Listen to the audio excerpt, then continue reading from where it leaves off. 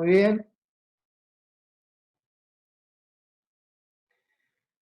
Ah, bueno, hermanos, escuchando los testimonios y lo que se compartió, sin duda es un tiempo particular el que estamos viviendo y como los mensajes anteriores, también quiero animarnos a no perder de vista la realidad espiritual que estamos viviendo. O sea, no solamente los hechos y las cosas que pasan alrededor, sino mantener la mirada en la realidad espiritual. Como pueblo de Dios, somos los únicos que podemos ver lo espiritual. El hombre natural no percibe las cosas que son del espíritu, para él son locura y no las puede entender. Y se buscan un montón de explicaciones lógicas cuando no hay fe, o explicaciones científicas, o de la mente, o vaya a saber cuántas cosas más. La realidad a eso es que no hay fe. Y no podemos condenar a aquellos que no tienen la fe. Eh, Suficiente es con la condenación de Dios, porque sin fe es imposible agradar a Dios. Y nosotros tenemos que tener cuidado de no actuar como si no tuviéramos fe, o como si la realidad espiritual no existiera. Entonces eso es algo que en lo que no, en lo que tenemos que permanecer y lo que no tenemos que sacar la vista, más allá de que todo parezca desmoronarse alrededor, de que la situación parezca cada vez peor, de que las noticias sean cada vez más desagradables, más contrarias a nuestros anhelos, deseos, parece que como que todo se está desmoronando. Bueno, nosotros debemos mantener los ojos en Cristo, hermano, y la forma de mantener los ojos en Cristo no es solamente mirando hacia el cielo todo el tiempo. Recuerda cuando Cristo fue llevado arriba en las nubes y ahí los discípulos se quedaron mirando el cielo y aparecieron los ángeles y dice, ¿qué hacen mirando el cielo? O sea, ya está, ya se fue, vayan a hacer lo que tienen que hacer.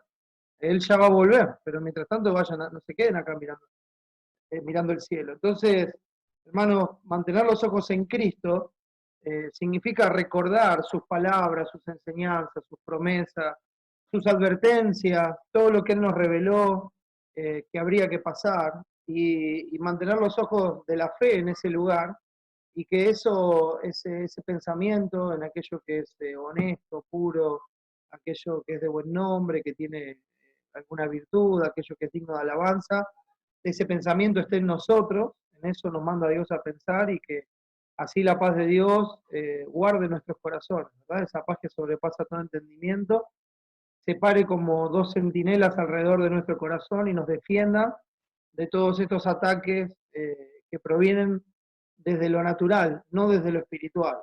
Entonces, como seres espirituales, es nuestra tarea ver lo natural y considerarlo con los ojos espirituales, con los ojos de lo real, de lo inconmovible, de lo eterno, con los ojos que ven el propósito de Dios y mantenernos en ese pensamiento.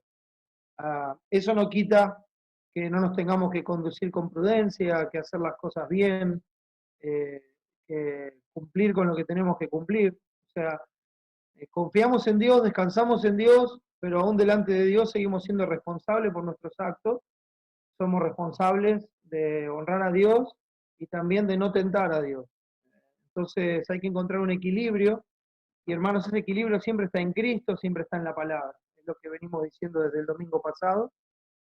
Pudimos compartir el domingo, el miércoles, y vamos a seguir en la misma línea, con la ayuda del Señor. Entonces, toda esta verdad espiritual que nosotros conocemos tiene que dar esa paz sin igual a nuestro corazón. Recuerden que la paz en nuestro corazón es una de las 9 características que la palabra nos da como el fruto del Espíritu Santo. Amor, gozo, paz, ¿verdad? Amor, gozo, paz. Paciencia, benignidad, bondad, fe, mansedumbre, templanza. O sea, no son cosas naturales en el hombre sin Dios. Es algo que solamente puede producir la presencia del Espíritu Santo en nosotros. Entonces, amor a los enemigos, o sea, amar cuando no se puede amar, ese solamente es el amor de Dios, que nos amó cuando éramos sus enemigos. Gozo cuando todo es contrario, cuando las circunstancias no son felices, seguir teniendo gozo, eso es una obra del Espíritu Santo. y paz cuando parece que está todo alborotado alrededor y uno puede seguir teniendo paz.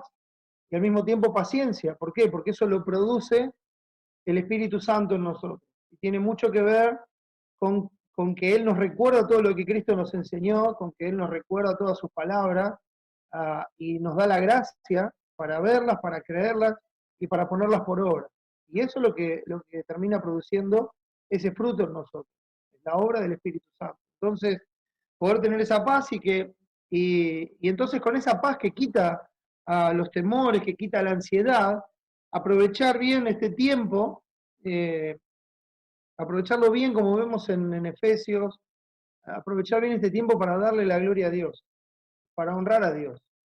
Cuando nuestros pensamientos son turbados y alterados y empezamos a correr por nuestra propia vida, recuerden, piel por piel, todo lo que el hombre tiene dará por su vida, eh, entonces ese afán, esa ansiedad, no nos permite ver las cosas con claridad y no nos deja ocuparnos de aquello para lo que Dios nos dejó en este mundo como su cuerpo, como su iglesia, que es darle la gloria. Entonces es fundamental tener los ojos en Cristo para aprovechar bien este tiempo que Dios está permitiendo, en el cual la iglesia no tiene que decrecer, sino que la iglesia tiene que crecer. Este es un tiempo para ir a buscar en cada oportunidad que tenemos aquellos que están perdidos, aquellos que no tienen esperanza, aquellos que no tienen ni consuelo ni reposo para sus almas, aquellos cuya paz está como el mar cuyas almas están como el mar en tempestad y no tienen paz. Entonces hay que aprovechar este tiempo, hermano. Por eso hemos recordado hasta ahora esa advertencia milenaria que hizo Jesús de todas las cosas que habrían de pasar. Y lo hizo Jesús y no era la primera vez que Dios lo hace en su palabra. Debemos recordar y estar conscientes de esa estrategia milenaria de Satanás para no ser sorprendidos. Uno de los propósitos de la iglesia establecida es que se enseñe acerca de la obra del ministerio, que se edifique a los santos, para que no sean arrastrados por todo viento de doctrina, por estratagemas de hombres que emplean con astucia las artimañas del error, ¿verdad? Entonces, ¿cómo se puede discernir el error, hermanos? Conociendo la verdad. La iglesia fue instituida para eso, para que los santos crezcan a la estatura de la plenitud de Cristo y así puedan discernir la verdad, ¿no? Y puedan discernir el error. Cuando uno conoce la verdad, enseguida viene el error y lo rechaza. Pero si uno no conoce bien la verdad, el error es parte de su vida. Se mezcla con la verdad y uno no se da cuenta, no se da cuenta. Si uno no conoce el sabor de la comida, no lo conoce, nunca lo comió, y le ponen veneno, no va a notar nada raro. Ahora, si uno comió esa comida toda su vida y le agregan un condimento, que en este caso es veneno, que uno nunca probó, enseguida se va a dar cuenta del sabor, enseguida, y lo va a rechazar, no lo va a seguir comiendo. Y así es lo que nosotros enfrentamos, hermanos, todos los días en nuestras vidas. No solamente en esta situación en particular que nos toca vivir, sino todo el tiempo. Y conocer bien la verdad es lo que va a hacer que enseguida distingamos el error. Que enseguida el error sea repelido por nosotros, obviamente por la obra del Espíritu Santo, que va a traer a memoria la verdad y enseguida va a contrastar con el error. Es decir, eso no es aceptable, eso no tiene nada que ver con lo que la palabra enseña, ¿no? Y uno va a huir de eso. Entonces, vimos esa estrategia milenaria de Satanás y que no nos tiene que sorprender. También vimos el consuelo milenario de Satanás, de Jesús sobre la obra de Satanás, cómo él consuela con su paz nuestro corazón, una paz que este mundo no da, esa paz en la tormenta, es el consuelo milenario de Jesús. Y también vimos el esfuerzo y la valentía que demanda poner por obra la palabra de Dios, poner por obra su voluntad, esto lo estuvimos viendo el miércoles, en el libro de Josué, sabiendo, mis hermanos, que Él está con nosotros todos los días. Es poner por obra la palabra de Dios en medio de la batalla.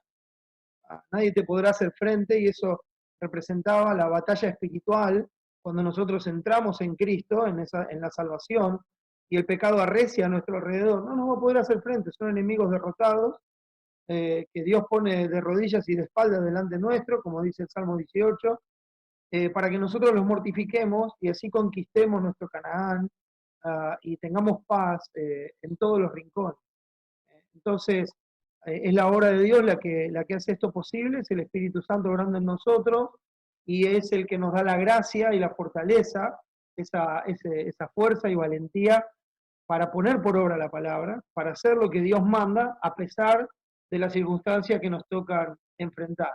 Y hoy quiero seguir con esto, quiero profundizar un poco más en todo esto que estamos viendo, y me gustaría que me acompañen a Mateo capítulo 12, Mateo capítulo 12, y vamos a leer ahí un texto, y vamos a ver todo el contexto de este versículo, y vamos a compartir desde ahí la enseñanza. Dice Mateo 12, 25, sabiendo Jesús los pensamientos de ellos, les dijo, todo reino dividido contra sí mismo es asolado, y toda ciudad o casa dividida contra sí mismo, contra sí misma, no permanecerá. Entonces repito, Mateo 12, 25, sabiendo Jesús los pensamientos de ellos, les dijo, todo reino dividido contra sí mismo es asolado, y toda ciudad o casa dividida contra sí misma no permanecerá. Ah, hay un dicho popular muy viejo que dice, divide y reinarás. Ah, no saben a quién atribuírselo, a cuál de los conquistadores de los imperios pasados, pero a mí me gustaría atribuirlo mucho más atrás, al que está detrás de todos ellos, en procurar la maldad, en procurar conquistar y destruir, y que vean las cosas así, e ir a ese lugar y poder no ser sorprendidos por lo que está pasando. Entonces, el tema de hoy sería ese, divide y reinarás. Y vamos a pedirle al Señor que nos ayude a recoger para su gloria. Que Dios nos ayude a recoger para su gloria. Oremos. Amado Dios, muchas gracias por Jesús, nuestro amado Padre. Gracias por darnos a tu Hijo unigénito, a tu Hijo amado. Gracias, Padre, por darlo voluntariamente como una muestra de tu amor y de tu infinita gracia para con nosotros que estábamos muertos en nuestros delitos y pecados, aborreciéndote, huyendo de ti, aún en nuestra idolatría y religión, aún creyendo que te servíamos, pero siendo enemigos tuyos en nuestra mente, con una mente carnal que no puede sujetarse a ti, a tu verdad, y aunque quiera no puede. Y aún así nos amaste, Señor, nos alcanzaste con tu gracia, con tu misericordia, nos salvaste, cambiaste nuestro corazón, pusiste tu espíritu en nosotros, pusiste temor de ti para que no nos apartemos, nos has llamado tus hijos, tu familia, tu pueblo, tus ciudadanos, Señor, nos has hecho tuyos al precio de la sangre de Cristo, quien pagó por nuestros pecados y nos cubrió con su justicia para que hoy seamos aceptos delante tuyo en Él. Gracias, Señor, por Jesús. Gracias por el perdón de nuestros pecados. Gracias porque hoy has hecho morada en nosotros.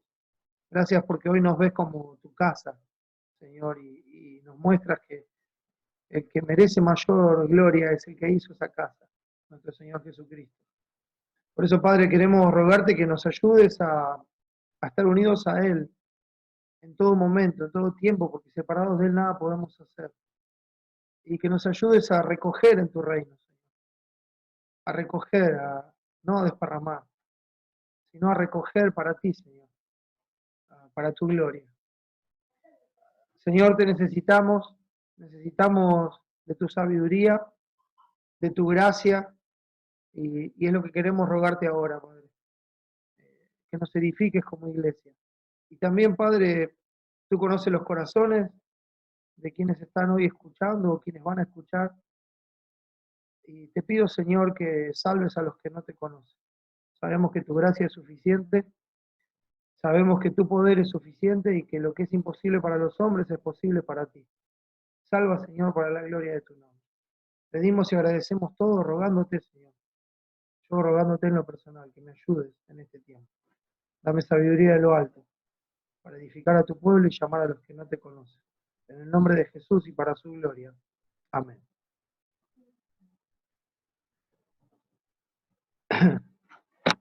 Muy bien, hermanos. Voy a mencionar otro dicho, también popular. Los que me conocen y me escuchan saben que hay un montón de dichos que menciono y que conozco. Y honestamente lo hago porque creo que tienen la raíz en la escritura. Hay un dicho que dice, la unión hace la fuerza, ¿verdad? Ahí ya hay varios que saben cómo termina.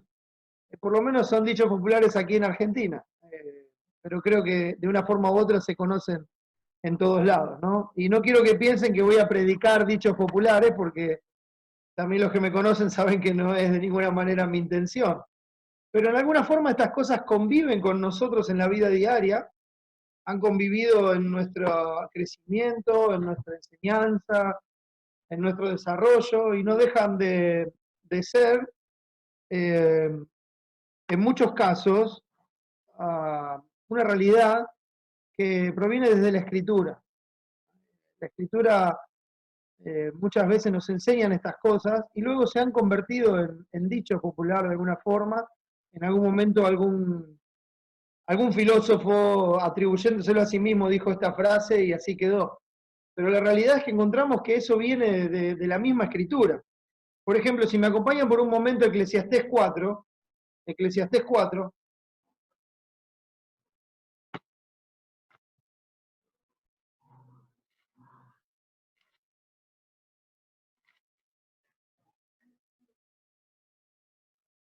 muy bien, si lo tienen, Eclesiastés 4, leo ahí versículo 9 en adelante. Dice así, mejores son dos que uno, porque tienen mayor paga de su trabajo. Porque si cayeren, el uno levantará a su compañero, pero hay del solo, que cuando cayere no habrá segundo que lo levante. También si dos durmieren juntos, se calentarán mutuamente. Mas ¿cómo se calentará uno solo? Y si alguno prevaleciere contra uno, dos le resistirán. Y cordón de tres dobleces no se rompe pronto. Entonces, podríamos resumir esto diciendo la unión hace la fuerza, ¿no?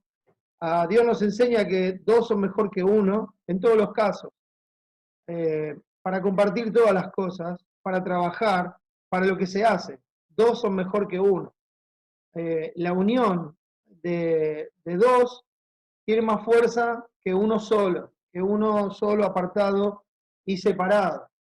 ¿Verdad? Uno sabe que si hace un fuego y prepara el carbón y lo enciende y toma una brasa y la pone al costado, esa brasa se va a apagar mucho antes que el resto del fuego.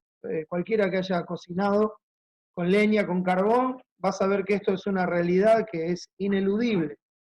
Y lo mismo pasa con nosotros, hermanos. Cuanto mayor es la separación, más débiles somos. Eso es una realidad. Entonces, siempre que algo está unido, hermanos, se fortalece.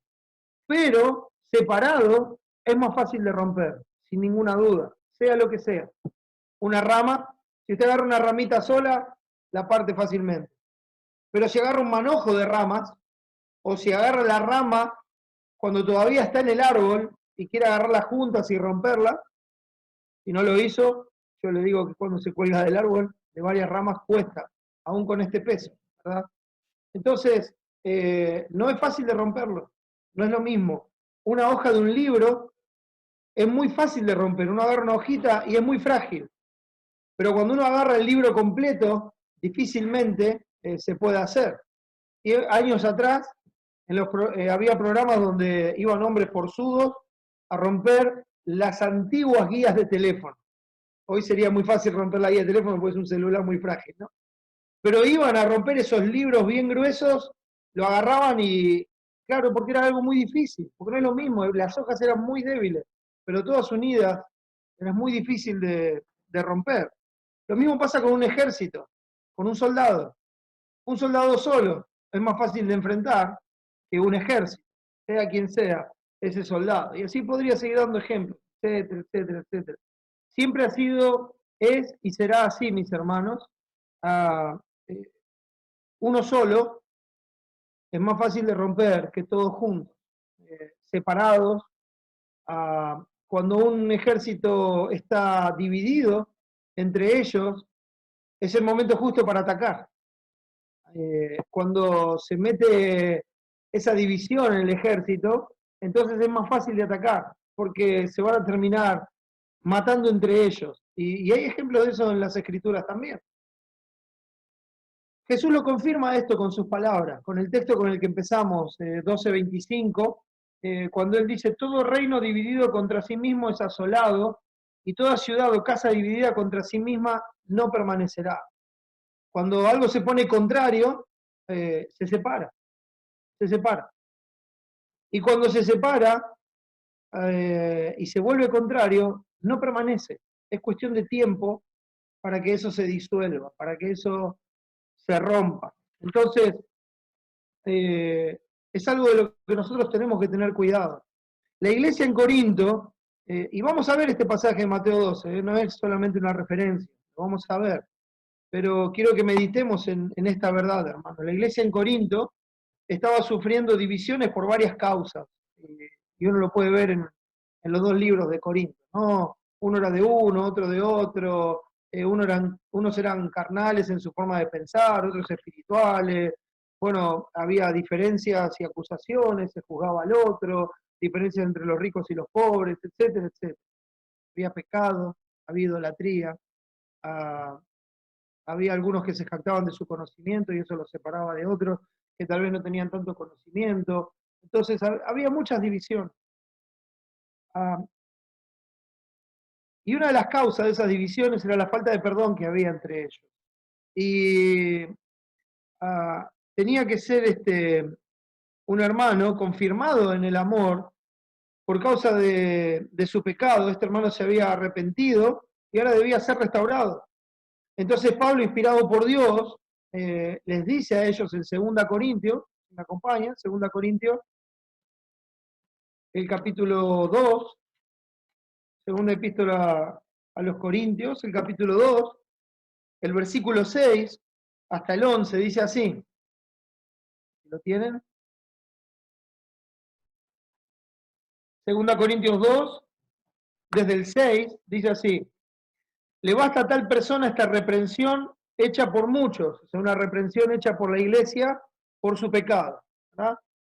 Así que, al contrario, vosotros más bien debéis perdonarle y consolarle, para que no sea consumido de demasiada tristeza. Por lo cual os ruego que confirméis el amor para con él. Ya había sido contristado por su pecado, esa tristeza vino de parte de Dios, lo llevó al arrepentimiento, como también nos habla del capítulo 7 de 2 Corintios. Vino de parte de Dios, ¿por qué? Porque lo llevó al arrepentimiento. La tristeza del mundo produce muerte, pero la tristeza de Dios lo llevó al arrepentimiento, a la confesión del pecado, y eso lo lleva a que la iglesia deba recibirlo, perdonarlo, restaurarlo, con amor, no con juicio, sino con amor. Entonces dice, porque también para este fin os escribí, para tener la prueba de si vosotros sois obedientes en todo, si están obedeciendo lo que Dios manda hacer con una persona que actúa de esa manera. Primero confrontarla con su pecado, pero cuando se arrepiente y confiesa, restaurarlo, ¿no? Tratarlo como un hermano y restaurarlo, confirmándole el amor. Entonces dice él, poniéndose como ejemplo, ya que vosotros perdonáis, yo también, porque también yo lo he perdonado, si algo he perdonado, por vosotros lo he hecho en presencia de Cristo. ¿Para qué? Y acá da el propósito, para que Satanás no gane ventaja alguna sobre nosotros, pues no ignoramos sus maquinaciones. Entonces, esta advertencia que él hace, y más allá del perdón, que sería otro tema profundo y precioso para tratar, del cual creo que hemos hablado bastante, el punto de este pasaje que quiero destacar es, ellos dicen, ¿no? Dice Pablo, para no consumir al hermano, para obedecer a Dios, esto es confirmando el amor a Dios es guardar sus mandamientos, Y dice, para que Satanás no gane ventaja alguna sobre nosotros, pues no ignoramos sus maquinaciones. Esto es el hecho de tener una mirada espiritual sobre las cosas y de tener la mirada desde el lado de Dios y no desde el lado del hombre que actúa con rencor, con amargura, que quiere imponer su propia justicia, que quiere despedazar al que actuó mal, ¿verdad? Dice, no hagan esto, porque eso es lo que Satanás quiere. Esas son las maquinaciones de Satanás. Él quiere dividir, él quiere separar a la iglesia, él quiere romper, porque sabe que es más fácil atacarlos separados, porque si están separados no se pueden ayudar, no se pueden sostener, no se pueden animar. Entonces él quiere dividir. No hay que ignorar sus maquinaciones. La pregunta que tenemos que hacernos es esa. ¿Ignoramos sus maquinaciones? O sea, podemos decir lo mismo, que no las ignoramos, que sabemos que Satanás está atrás de las cosas y que su estrategia y sus maquinaciones son de muchos años, y que hoy las sigue ejerciendo en esta batalla espiritual que se desarrolla porque Dios nos lo ha declarado así para que nosotros lo sepamos y lo enfrentemos con las armas que Dios nos da, porque no son armas carnales, sino espirituales con las que hay que enfrentar esta batalla. Entonces, uh, esta conciencia de que hay una estrategia que se está llevando a cabo, esta conciencia de que hay una maquinación atrás, con un propósito que es atacar a la iglesia y dividirla, el único medio de gracia que revela lo que hay atrás de lo que el ojo ve, mis hermanos, el único medio que nos muestra estas maquinaciones, y como decíamos antes, nos ayuda a distinguir el error, es la palabra de Dios. Es lo que Dios ha establecido, es la forma en que Dios habla, es la forma en que Dios da a conocer su mente y la realidad de todas las cosas. Y la palabra de Dios nos llega a nosotros en formas prácticas, a través de nuestra devoción personal, cuando nosotros vamos a la Escritura a conocer a Dios, a buscar a Dios, no a leer el diario, no a obtener información o datos, sino que vamos a buscar a Dios, queremos ver el rostro de Dios, queremos conocerle, queremos escuchar su voz. Entonces, en esa devoción personal, cuando la palabra es predicada en la iglesia la palabra debe ser predicada, debe ser expuesta a modo de exhortación, y también la palabra debe ser enseñada. Hay una diferencia. Yo creo que toda predicación contiene enseñanza, sin lugar a dudas, pero también pienso que se puede enseñar sin estar predicando. Son dos formas diferentes de exponer la escritura y de llevar a los hermanos al conocimiento de la verdad. Entonces, la palabra de Dios pone de manifiesto lo espiritual por sobre lo terrenal y lo pasajero. Nos lleva a donde realmente está el tesoro, al lugar donde estamos sentados en los lugares celestiales con Cristo. Nos lleva a pensar en lo verdadero, no en lo perecedero, no en lo conmovible, sino en aquel reino inconmovible que nos ha sido dado por Dios y del cual nosotros somos embajadores en este mundo. Nosotros somos embajadores. Y la iglesia, mis hermanos, es la embajada donde Dios nos ha puesto. Es el lugar donde nosotros estamos seguros, estables, firmes. Entonces, la palabra nos revela la batalla que se desarrolla, la batalla espiritual, ¿no? Que se desarrolla detrás de todo lo que pasa, para que no seamos arrastrados por ella, o sea, arrastrados por la batalla, como si la ignoráramos, y sepamos en medio de esa batalla cómo darle la gloria a Dios. Entonces la palabra es la que nos trae a conciencia de todo esto. Hermano, Satanás sabe lo bien que le hace a la iglesia encontrarse cara a cara. Satanás no es descuidado en su tarea. Él sabe muy bien cuánto bien le hace a la iglesia verse cara a cara. Porque es ahí cuando la iglesia se fortalece, cuando la iglesia se exhorta mutuamente, cuando la iglesia se confronta con su pecado, cuando la iglesia se anima mutuamente, cuando la iglesia se edifica mutuamente, cuando la iglesia se alegra mutuamente y se goza en el Señor. Cordón de 2 o 3 dobleces no se rompe fácilmente. Satanás sabe bien esto. Sabe que para nosotros estar en nuestra embajada el día del Señor nos fortalece y nos prepara para el resto de los días. Por algo el Señor desde la creación apartó un día para Él, porque es su día, es el día de nuestro reposo. Por eso nosotros nos congregamos los domingos, porque es el día en el que nuestra alma entró en el reposo con la resurrección de Cristo, cuando fuimos justificados por Él. Ese es nuestro reposo eterno, es al que hemos entrado. Entonces, hermano, Satanás sabe que a la iglesia le hace mucho bien esto. Es como el campo de entrenamiento de la iglesia. Es donde somos fortalecidos, donde se nos dan los ejercicios para la fe, los ejercicios que hay que practicar. La piedad debe ser ejercitada, mis hermanos. La piedad debe ser puesta en práctica constantemente. Entonces, por eso dice el texto, ejercítate para la piedad, ¿no? El ejercicio corporal para poco aprovecha, poco, para esta vida nada más, para lo terrenal y pasajero, para la salud física, pero lo espiritual para todo aprovecha, para esta vida y para la venidera. Entonces, ese ejercicio, digamos, vamos a decirlo así, nuestro campo de ejercitación espiritual para la batalla es la iglesia, hermano. Es el lugar donde nosotros nos reunimos cara a cara y donde estas cosas tienen que ocurrir. Dice Proverbios 27:17, hierro con hierro se aguza. ¿Cuántos conocen este texto de memoria, hermano? Y así el hombre aguza el rostro de su amigo. Hierro con hierro se afila. Usted habrá visto el carnicero por ahí en su propia casa, tiene la cuchilla y lo pasa por lo que nosotros llamamos la chaira, que es donde pasa la hoja de la cuchilla, esa chaira es de metal, hierro con hierro, afila y después pueden cortar la carne. Eso es lo que está usando acá el texto para decir lo que pasa cuando estamos cara a cara, hermano. Aguza. ¿Sabe que para rostro, en otras traducciones, la palabra que se usa es semblante? El semblante. O sea, no solamente la cara, sino lo que dice la cara. Vieron que nosotros enseguida vemos cuando nos decae el semblante. ¿Y cuántas veces hemos llegado así a la casa de Dios, a encontrarnos con los hermanos, con un semblante que no es acorde al gozo de que nuestros nombres estén escritos en los cielos?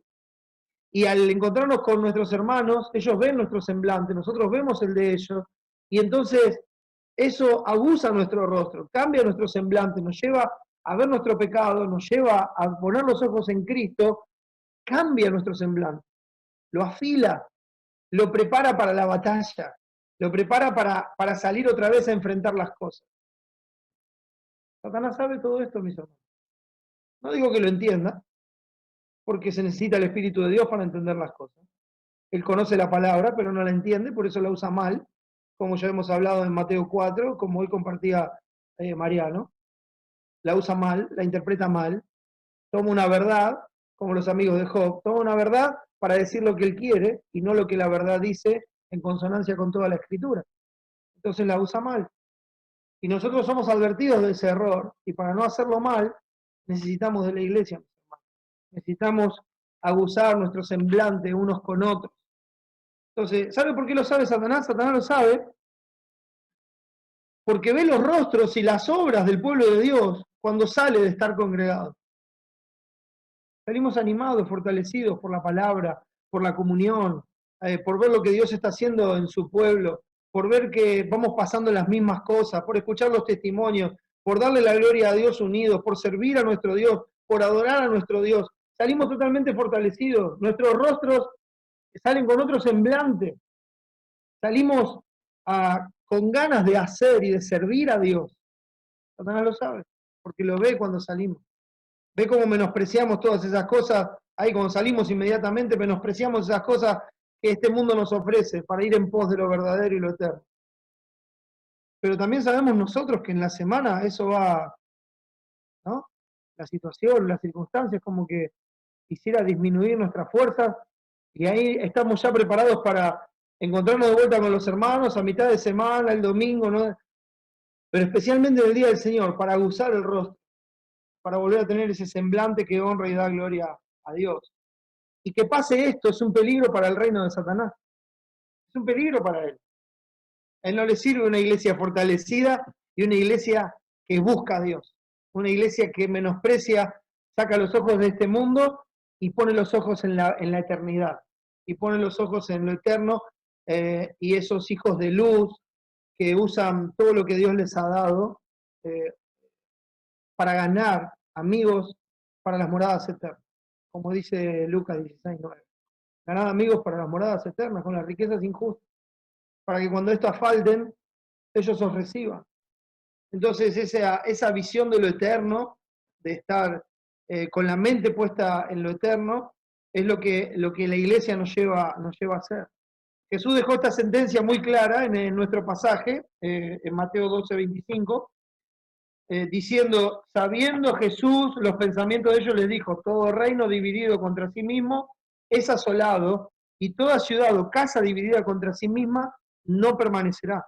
¿Por qué? Bueno, veamos qué es lo que está pasando en este pasaje, a dónde nos está llevando el Señor. Entonces, dice así, versículo 22.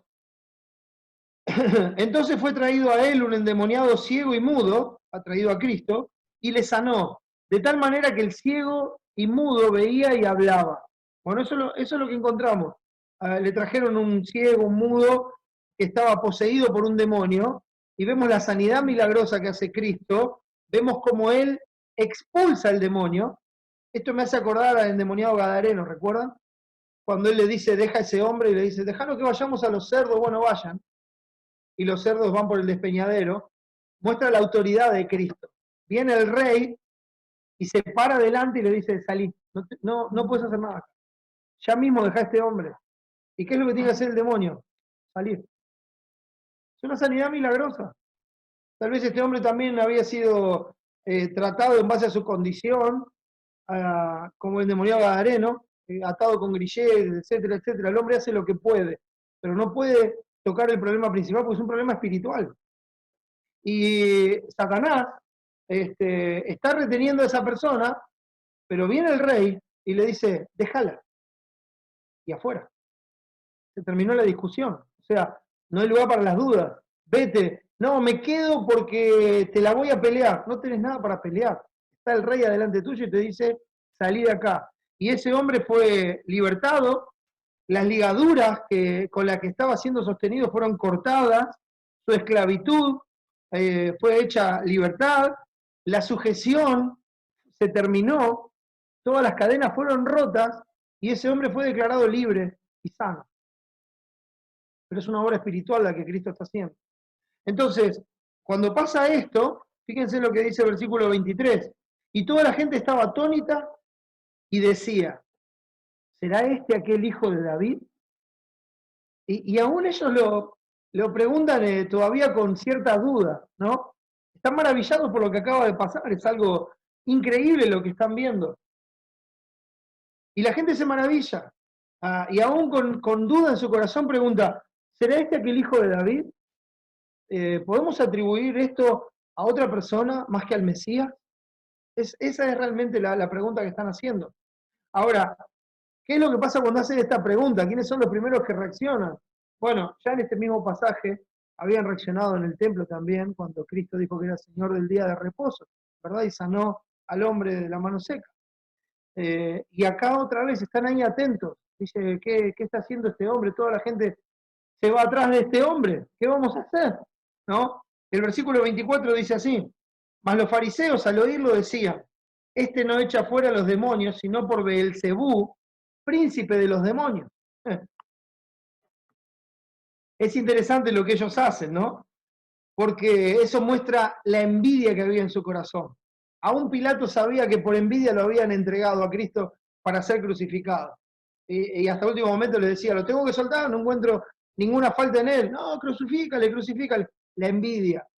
El peligro que corría todo su sistema social y religioso, y el peligro que corría su posición, porque ellos vivían, no una suposición, sino su posición en la sociedad.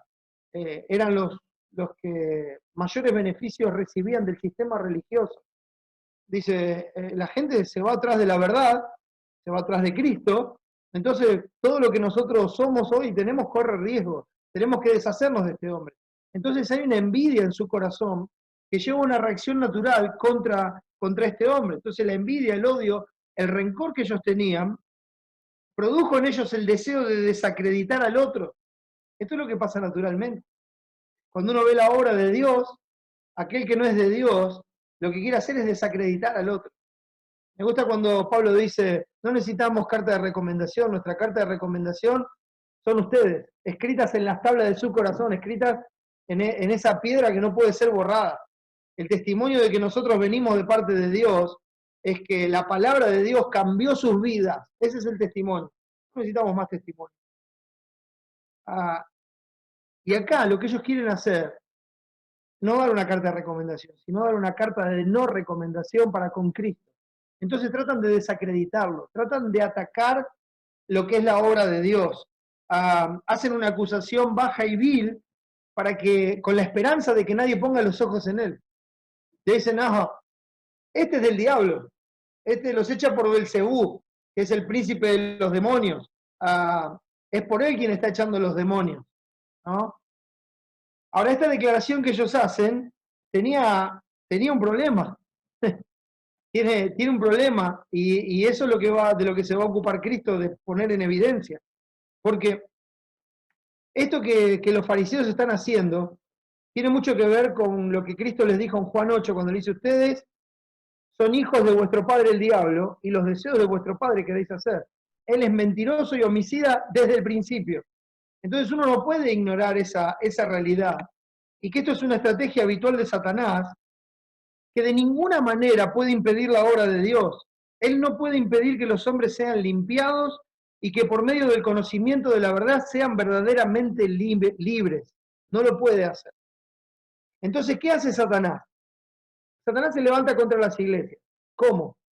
Cuando una iglesia está enseñando la verdad, cuando las vidas de los verdaderos hijos de Dios están siendo transformadas y cambiadas en torno a la palabra, y estos hijos de Dios quieren darle la gloria a Dios haciendo su voluntad, amando a Dios por sobre todas las cosas, viene Satanás y empieza a desacreditar, empieza a calumniar, empieza a murmurar en contra de la iglesia, en contra de las autoridades en la iglesia, en contra de quien sea. Pero ¿a dónde está apuntando su padre el diablo? A Cristo. Es lo que dijimos el primer día. La batalla es de Satanás contra Dios. ¿Cómo ataca Satanás a Dios? Satanás no lo puede tocar a Dios. Entonces ataca al cuerpo de Cristo, a la iglesia. La desacredita, la calumnia, murmura contra ella, los difama. Y enseguida, un poquito más adelante, vamos a ver qué relación tiene esto con nosotros y por qué llegamos a esta conclusión. ¿Y qué es lo que hace Satanás cuando estos hombres perversos, porque no es de todos la fe, se meten en medio de la iglesia y empiezan a hacer miren, cuando viene cualquier hermano, cualquier persona diciéndole, mirá, yo te tengo que hablar de esto, aquello, lo otro, y empiezan a hablar mal de los demás, usted tiene que saber que esa es la forma de conducirse de Satanás, que está buscando desacreditar la obra de Cristo, no de los hombres. Nosotros no somos nada, pasamos, volvemos al polvo, lo que permanece es el nombre de Cristo. Hoy estamos hablando en nombre de Él por su gracia y misericordia, pero nosotros nos vamos. El ataque no es contra los hombres, el ataque es contra Cristo. Y así, con estas palabras, estos hombres tratan de seducir a los débiles e inconstantes. No tratan de seducir a los verdaderos cristianos. No porque no traten, sino porque no pueden. Es imposible que sean engañados y arrastrados porque es Dios el que los tiene en sus manos y nadie los va a sacar de ahí. Entonces, ¿a quiénes arrastran? A los débiles e inconstantes. Son los que buscan, ¿eh? Son a los que buscan. El que está fortalecido en la verdad reconoce el error y enseguida lo repele. Pero estos hombres buscan a los débiles e inconstantes para tratar de separarlos y consumirlos. Esa es la realidad. ¿Usted cree en este pasaje que el que fue libertado del demonio le creyó a los fariseos? Piénselo. No hay ningún testimonio de él. Tenemos el testimonio del endemoniado gadareno. Tenemos el testimonio de otros endemoniados. ¿Pero usted cree que el que libertó del demonio le creyó a los fariseos que lo estaba haciendo por el príncipe de los demonios, que es el que lo tenía sujeto hace vaya a saber cuántos años? De ninguna manera, mis hermanos. Por eso le digo, ataca a los débiles e inconstantes, aquellos que no tienen los ojos puestos en la obra de Cristo, sino aquellos que están poniendo los ojos en otro lado, en la religión, en su justicia, en sus propias obras, etcétera, etcétera, y son arrastrados por la mentira, por el error. Ahora, la obra de Dios continuará en sus hijos a pesar de este ataque, Pero de tanto en tanto nosotros tenemos que recordar también las palabras de Cristo, porque se debe podar la viña del Señor, y Él es el labrador. Y Él baja a podar lo que no da fruto y a limpiar lo que da fruto para que dé más fruto. Y esa es la tarea que Dios hace a través de esta. Por esta razón, a Satanás, en algunas oportunidades, se le conceden, no puede hacer nada por sí mismo. Si Dios no se lo concede, no lo puede hacer. Entonces a Satanás se le conceden ciertas cosas. Él piensa que está ganando, siempre piensa que está ganando. Piensa que esta es su oportunidad. Pero es Satanás el que está sujeto a que Dios se lo permita, y cuando Dios se lo permite es porque Él tiene un propósito para nuestro bien, no para nuestro mal. Ustedes pensaron mal contra mí, dice José, pero Dios lo encaminó a bien. ¿Quién cree que estaba atrás del pensamiento y de las acciones? Satanás. Pero ¿quién cree que estaba en control de todo? Dios, encaminándolo a bien, como hace hoy día con nosotros también. Entonces se le conceden ciertas cosas a Satanás para que Dios pruebe al justo, como vimos en el Salmo 11, pero para que al mismo tiempo lleve al hipócrita a la condenación. Entonces así Dios mantiene limpia su iglesia. Aún así, hermanos, nosotros disfrutamos de las promesas del Señor, que las puertas del Hades no van a prevalecer contra nosotros. No van a prevalecer. O sea, ataques hay. ¿Victoria de ellos? De ninguna manera. La victoria es de Cristo en la cruz del Calvario, una vez y para siempre. Es una victoria eterna, es una victoria aplastante, es una victoria que jamás va a ser puesta en duda. Las puertas del Hades nunca van a prevalecer contra su iglesia. Por más duro que sea el ataque, no hay muerte para la vida indestructible de nuestro Señor Jesucristo. Y esa es la vida que Él nos ha dado en Él. En Él estamos. Y, hermanos, como ya vimos en Mateo 24, el que permanezca hasta el fin, este será salvo. No por obras, hermanos, porque es de Dios, porque Dios lo guarda. Y va a permanecer hasta el fin, con esfuerzo y valentía, poniendo por obra la voluntad de Dios, haciendo lo que tiene que hacer, más allá de las circunstancias o de las consecuencias, sino honrando a Dios. Y va a seguir así hasta el fin, porque su confianza es Dios, no lo que Él puede hacer. Y Dios lo sostiene para la gloria de su nombre. Entonces, vemos el versículo 25 que Cristo, Dios mismo, sabiendo los pensamientos de ellos, porque dice Juan 2.25 que Jesús no tenía necesidad de que nadie le diese testimonio del hombre, pues él sabía lo que había en el hombre. ¿No? Eso nos dice Juan 2.25. Y Jesús, fíjense que acá no es un planteo que ellos le hacen personalmente. Ellos hablaban esto entre la multitud, no venían de frente, ¿no? Como cobardes, como traidores, como desleales. Lo hacen entre la multitud.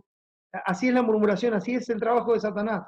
No vienen de frente lealmente, con honestidad y con la palabra, sino en forma desleal, con maquinaciones. Así se conduce Satanás, y así estaban haciendo con Cristo. Pero Cristo conocía el pensamiento de ellos. Dios no puede ser engañado, mis hermanos. Dios no puede ser burlado. Entonces, sabiendo lo que ellos pensaban, Él les deja una sentencia muy clara y que pone en evidencia su necedad, manifiesta su necedad. Dice, no permanecerá, o sea, no puede permanecer un reino así. ¿Sí? Entonces, ¿quién está ahí en primera fila anotando esto? Satanás está ahí en primera fila anotando esto. A ver, ¿cómo es? Un reino dividido contra sí mismo no puede permanecer. Muy bien. Ahora, yo quiero decirles algo, hermanos. Esto es algo que Satanás practica desde el Edén. Desde el Edén. Él no vino a atacar a Adán y Eva cuando estaban juntos. Él los tomó por separado. Él tomó a Eva y la mujer, siendo engañada, incurrió en transgresión, dice el texto, y ella, en ese error, le dio a comer a su marido, que también participó y tiene su responsabilidad. Tendría que haber dicho que no, pero ahí fue. ¿Dónde fue? Cuando estaban separados, no juntos. Tal vez si hubieran estado juntos, su esposo la podría haber contenido, pero no fue así. Estaban donde no tenían que estar, haciendo lo que no tenían que estar haciendo, prestando atención a lo que no tenían que prestar atención, y el ataque milenario de Satanás ha sido siempre el mismo. Tratar de separar para debilitar. Y lo mismo hace con la iglesia, mis hermanos. ¿Por qué? Porque la separa del cuidado de su esposo, Cristo, separa a la iglesia del cuidado de su esposo, la debilita, la tienta, etcétera, etcétera. Sabe que si la separa del cuidado de su esposo, entonces la iglesia se va a debilitar. Y contra sí mismo, un reino es asolado. A una ciudad, una casa, la casa de Dios, dividida contra sí mismo. Aunque parezca mentira, hoy hay mucha división en el mundo cristiano. Porque están los que están diciendo hay que obedecer a Dios y están los que le están diciendo, cristianos, que le están diciendo a los cristianos, bueno, vos sos esto, aquello, lo otro, porque por esto. Enseguida lo vamos a ver. Pero el punto es que Cristo dice, no permanecerá. Ahora bien, con este principio en mente, pensemos en lo que ellos están diciendo. Versículo 26 dice así, y si Satanás echa fuera a Satanás, contra sí mismo está dividido, ¿cómo pues permanecerá su reino? ¿Cómo va a permanecer su reino? Si está dividido contra sí mismo. No hay forma de que permanezca. Es lo que plantea Cristo. Entonces, lo que Cristo les dice, si ustedes están diciendo esto, ¿cómo pues va a permanecer? Lo que dicen no tiene sentido. Encima, piensen en esto. Miren, versículo 27. Y si yo echo fuera los demonios por Belcebú, ¿por quién los echan vuestros hijos? Por tanto, ellos serán vuestros jueces. Esto me hace acordar Mateo 7:22, cuando dice, Señor, Señor, en tu nombre echamos demonios, hicimos milagros, etcétera, etcétera, ¿verdad? Hay personas que hacen eso y realmente creen que están haciéndolo en el nombre de Dios. Y había hijos de los fariseos que eran exorcistas, o se jactaban de ser exorcistas. Entonces decían que lo hacían en nombre de Dios. Y si ellos tenían éxito en alguna de esas tareas, porque Dios así lo quiso, piense por un momento, si yo estoy haciendo esto y lo hago en nombre de Belcebú, ¿sus hijos por quién lo están haciendo? También por Belcebú. Entonces sus hijos van a ser sus jueces, porque van a venir sus hijos y les van a decir, ¿por qué decís que yo estoy haciendo esto en el nombre de Belcebú? A lo que apunta, mis hermanos, es que sus palabras son inconsistentes. Ellos están buscando su propio beneficio y no están pensando en lo que dicen. Están actuando con maldad, están actuando con alevosía, con una maquinación. No están actuando honestamente. Pero, ¿qué dice el 28? Cristo enseguida se pone en contraposición a esto y dice, pero si yo por el Espíritu de Dios echo fuera a los demonios, ciertamente ha llegado a vosotros el reino de Dios. Y esto es una clara manifestación de que el rey estaba ahí presente, que el reino de Dios había llegado, que él con su poder y su reinado le dijo a este demonio, salí, y el demonio tuvo que salir, tuvo que hacer caso, no le queda otra, no hay forma de resistirse al poder de Cristo como rey de su reino, y estableciendo su reino.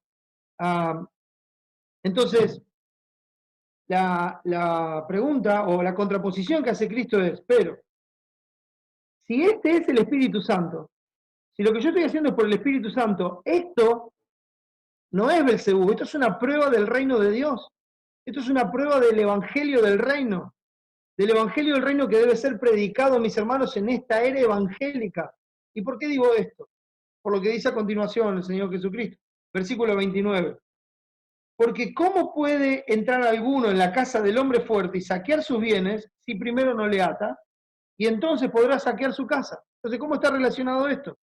Bueno, Satanás está siendo atado, limitado, arrebatado. Eso es se le están arrebatando las cosas que él tenía bajo su dominio, como ese hombre endemoniado. Lo tenía bajo su dominio, pero vino el rey y ató al hombre fuerte. Y le dice, ahora esto es mío, me lo llevo. Y se llevó a ese que antes era endemoniado y ahora está limpio y libre del control de ese demonio. Se lo lleva para él. Entonces, este es el reino de Dios, este es el poder del reino de Dios. Y está siendo mostrado a través de la obra de Cristo. ¿Ustedes recuerdan cuando los 70 que envió Cristo volvieron con gozo porque en el nombre del Señor aún los demonios se les sujetaban? En ese momento Jesús dijo, yo veía a Satanás caer del cielo como un rayo. Perdón, a veces se me lengua la traba. No es Satanás, es Satanás. Yo veía a Satanás caer del cielo como un rayo. Porque eso es lo que estaba pasando. En Juan 12 dice, en este momento el príncipe, ¿no?, de este mundo es echado del cielo. Es echado. No tiene entrada. Es echado fuera el acusador. Se lo dejó sin ese poder. Se le recortaron los poderes. Se lo están limitando. Se está atando al hombre fuerte. Cristo con el poder de su reino estaba cercenando el alcance, el engaño y el daño que Satanás produce para así libertar a los cautivos del pecado, de la muerte y de Satanás. Este es el poder de Dios en favor de su iglesia que predica el evangelio a toda criatura. Entonces, vamos a ver las cosas como son. No es Satanás echando a Satanás, es el rey estableciendo su reino por el poder del Espíritu Santo, o sea, con el poder de Dios, atando al hombre fuerte para que su iglesia saquee su casa. ¿Sabe cómo saquea la casa de la iglesia de Dios? Predicando el evangelio a toda criatura y trayendo a Cristo los que hoy están cautivos bajo el poder de Satanás. Ya no los puede retener. Ya el engaño que puede tener Satanás no va a ser más fuerte que el evangelio. Cuando Dios viene a salvar a alguien, viene y lo salva. Y la iglesia predica con ese poder del reino de Dios en este mundo, para hacer esta obra en la era evangélica. Entonces, hermanos, vemos las cosas como son. Versículo 30, Cristo le dice así: el que no es conmigo, contra mí es. Y el que conmigo no recoge, desparrama. El que no es conmigo, contra mí es.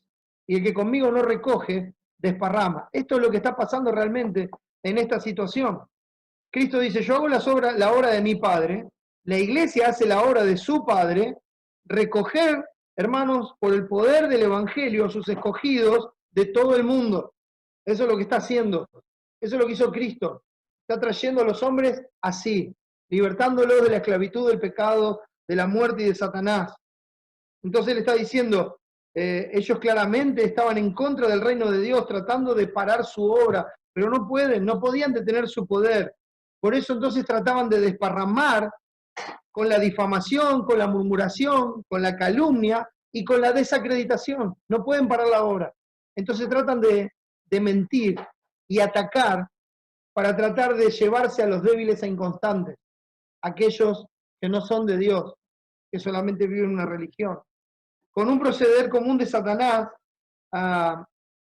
contra todo aquel que quiere obedecer a Dios. Hermanos, esto sigue pasando hoy día. Esto es lo que Satanás normalmente hace contra todo aquel que quiere obedecer a Dios, contra todo aquel que quiere hacer su voluntad, contra todo aquel que quiera la expansión del reino del Señor. Entonces Satanás se opone a eso. La estrategia de Satanás, todo su sistema, mis hermanos, es debilitar a la iglesia. O sea, su sistema está planteado para eso, para debilitar a la iglesia, separándola de los medios de gracia que su esposo estableció para su cuidado, para su fortaleza y para su edificación. Por eso decía al principio, divide y reinarás. Si no puedes dominarlos, mejor separarlos y los atacamos de a uno. Y así los vamos anulando. Los manda a casa, dice que se peleen en casa, que estén bajo presión todo el día. ¿Cómo les ha resultado la cuarentena, mis hermanos? ¿No están descubriendo cosas en su corazón que no sabían que estaban? Las situaciones que nos ponen a presión todo el día en esa convivencia tan cercana, ¿no están haciendo salir cosas de nosotros que en algunos casos pensábamos que estaban muertas, en otros casos pensábamos que no las teníamos? ¿No pasa eso? Ahora, ¿saben cuál es la realidad? Que a nosotros como hijos de Dios todas las cosas nos ayudan a bien. Si somos del Señor, vamos a ver esas cosas y por la gracia de Dios y la obra del Espíritu Santo, vamos a ser convencidos de pecado, vamos a confesar nuestros pecados, sabiendo que Él es fiel y justo para perdonar nuestros pecados, para limpiarnos de toda maldad, y nos vamos a apartar de ese pecado para alcanzar misericordia, y cuando salgamos de esto, vamos a salir más fuertes que antes. Pero, hermano, si se nos impide congregarnos, ese esfuerzo que tenemos en el cara a cara, ese abusar el semblante, esa fortaleza que recibimos del Señor por ese medio de gracia, estando ausente y cada vez más lejos, nos va a ir debilitando y va a ir haciendo que dejemos que el pecado nos domine. Es una estrategia muy clara, muy clara. ¿Saben por qué es muy clara? Porque la veo en mi vida. No porque yo sea un genio que está descubriendo alguna novedad. Lo veo en mi propia vida, lo veo en mi familia, lo veo en casa. Veo lo que está pasando. pero quiero verlo con los ojos de Dios. Y quiero que en su gracia Él me ayude a ser cada vez más como Cristo. Y que esas cosas que están saliendo a la luz se vayan, porque no honran a Dios, porque no glorifican a Dios. Entonces, mirá, vamos a encerrarlos, que no hablen con nadie, y sobre todas las cosas, que no se congreguen, que no se unan, que no se exhorten, que no se animen, que no se fortalezcan, que no se edifiquen, que no se cuiden mutuamente, que cada uno busque lo suyo propio, que cada uno corra por su propia vida, piel por piel. Todo lo que el hombre tiene dará por su vida. Entonces empiezan las inconsistencias. Y si alguien quiere hacer lo que Dios manda, como decíamos antes, entonces la estrategia de Satanás es que lo vean como loco, como imprudente, como irresponsable. ¿Qué está haciendo Satanás? Difamando, murmurando, desacreditando, calumniando. La misma estrategia. La misma estrategia. Y en algunos casos, hasta llamarlo asesino. ¿Cómo puedes hacer eso? Sos un asesino.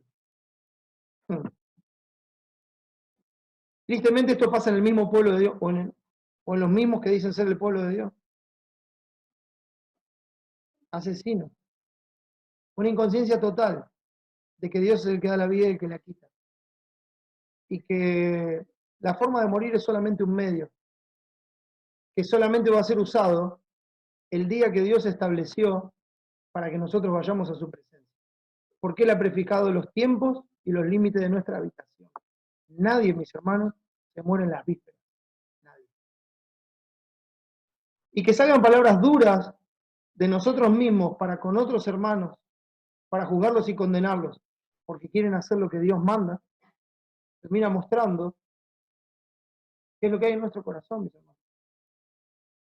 Y eso es bueno si somos hijos de Dios, porque sabemos que la gracia de Dios sobreabundó cuando abundó el pecado.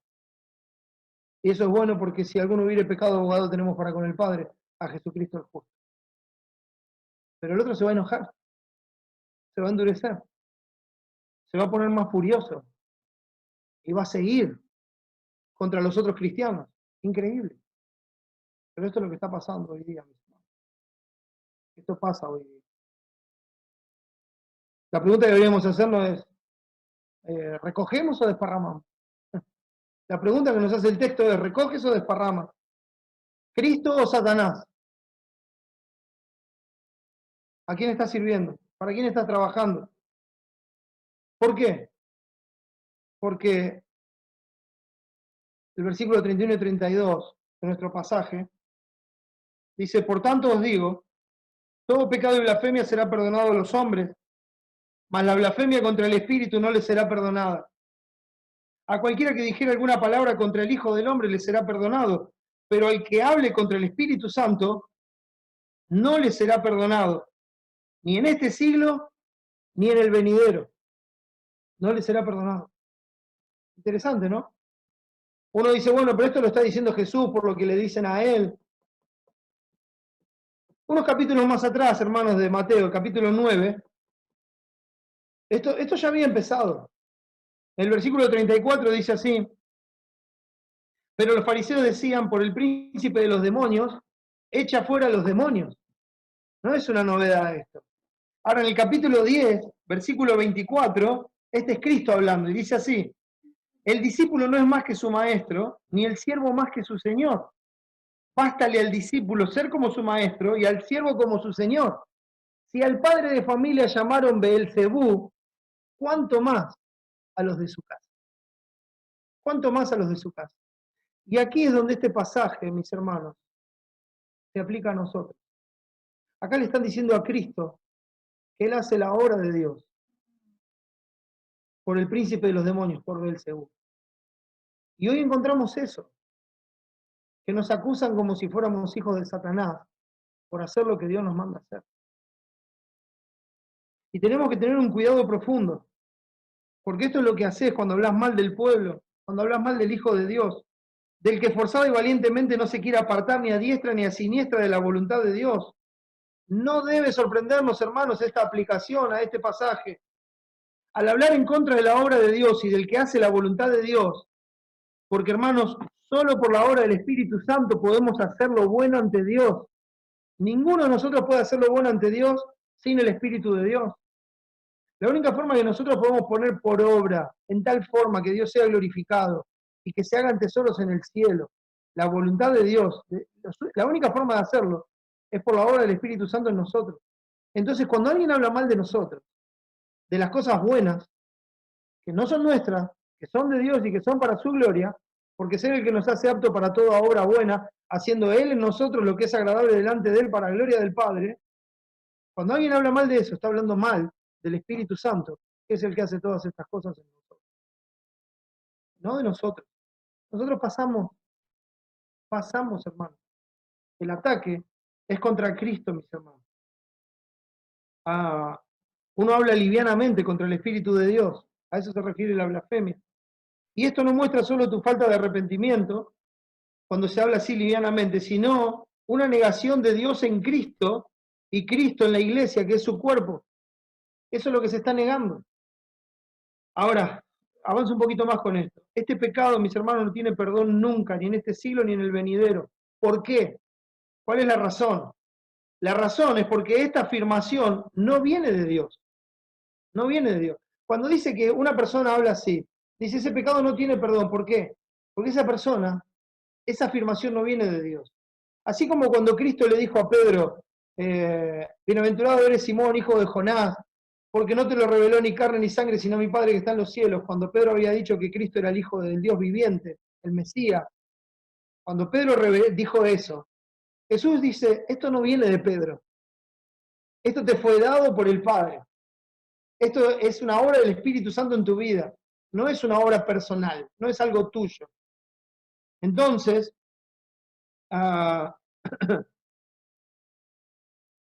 nadie puede hacer esto sin Dios. Y sin Dios no hay salvación. Sin temor de Dios, en cuanto a llamar fatuo al hermano, no hay salvación, mis hermanos. Sino que son reos de homicidio.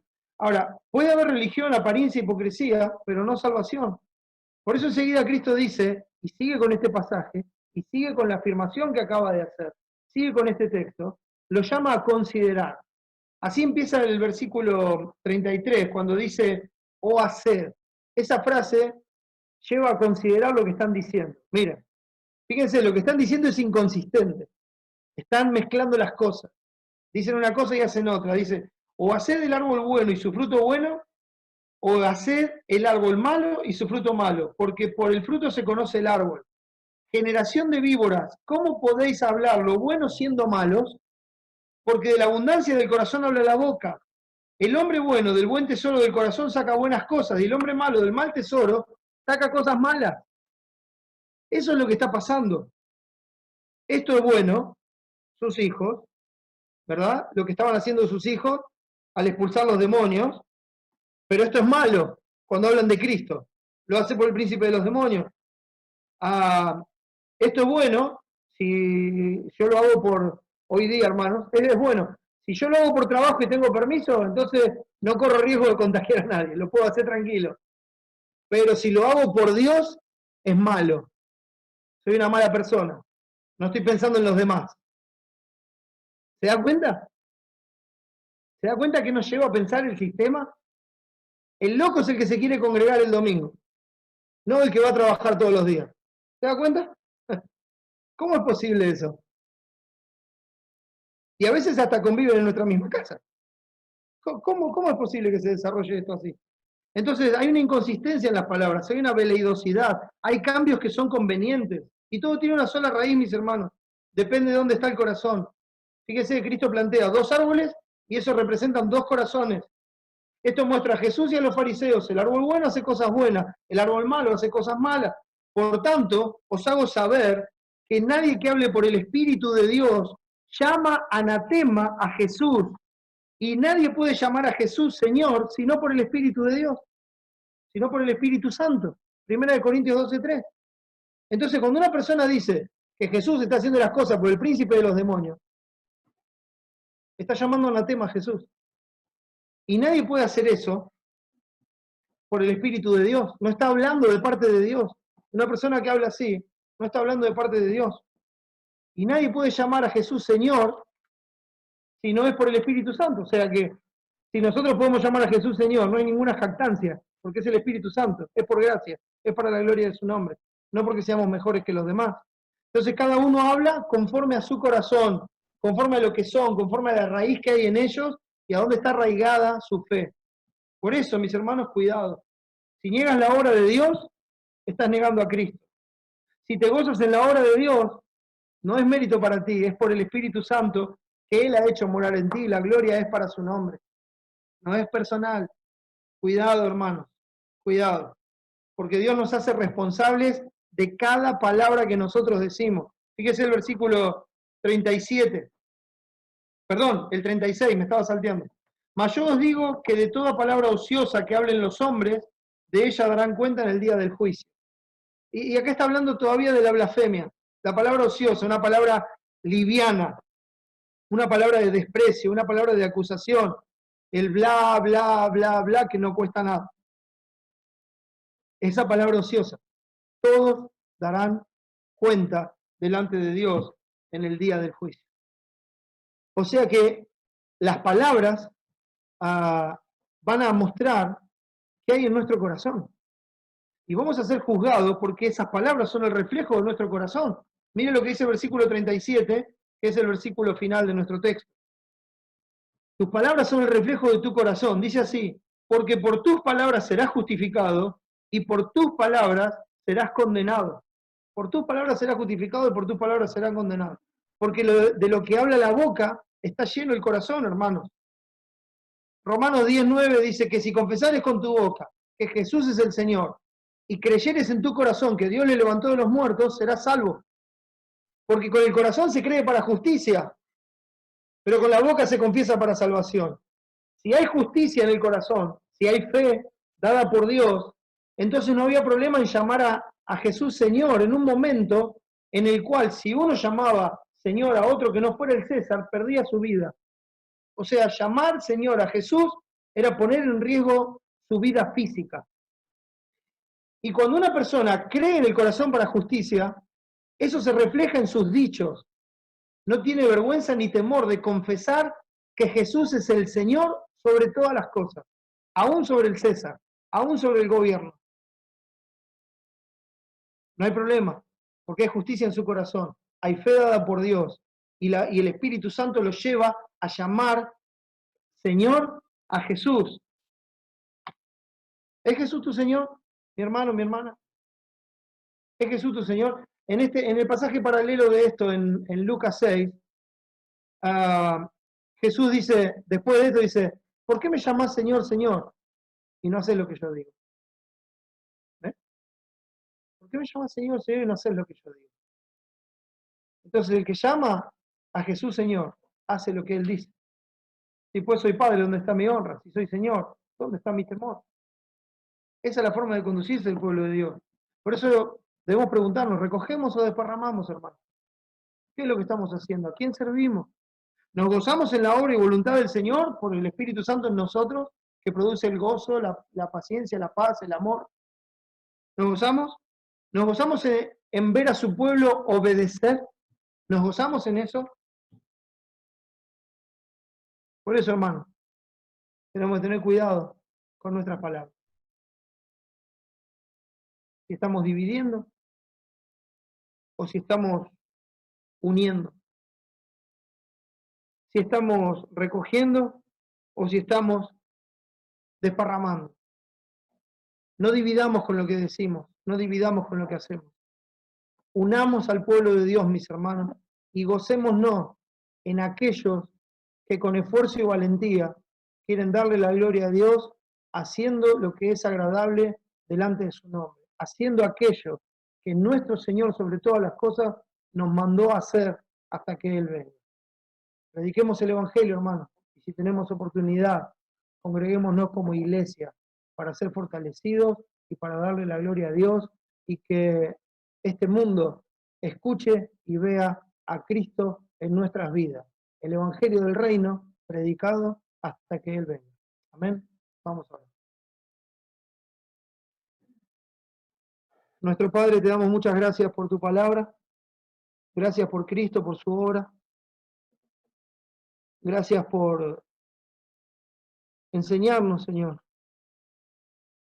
no lo que tú no hayas pasado, sino aquello que tú pasaste primero y que nos ha dejado ejemplo para que sigamos tus pisadas, para que veamos las cosas como tú las ves, para que no nos amedrentemos por temor de ellos, sino que te santifiquemos en nuestro corazón y te sirvamos con gozo y con alegría, sabiendo que tú eres digno.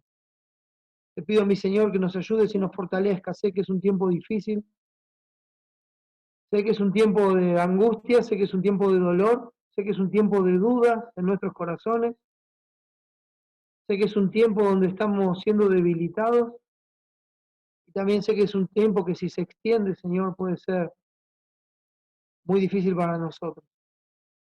Por eso, Padre, te rogamos que no nos dejes atemorizar y que nos des denuedo para hablar de ti como debemos hablar. No solamente para hablar, Señor, sino para poner por obra tu palabra. Siempre que tú lo permitas, siempre que sea tu voluntad, siempre que te agrade, Señor. Y así podamos darte la gloria, sabiendo que tú eres digno, sabiendo que eres el único que merece la honra, la gloria y la alabanza. Fortalece a tu iglesia, Señor, fortalece a tu pueblo, fortalece las manos de aquellos que quieren honrarte y amarte.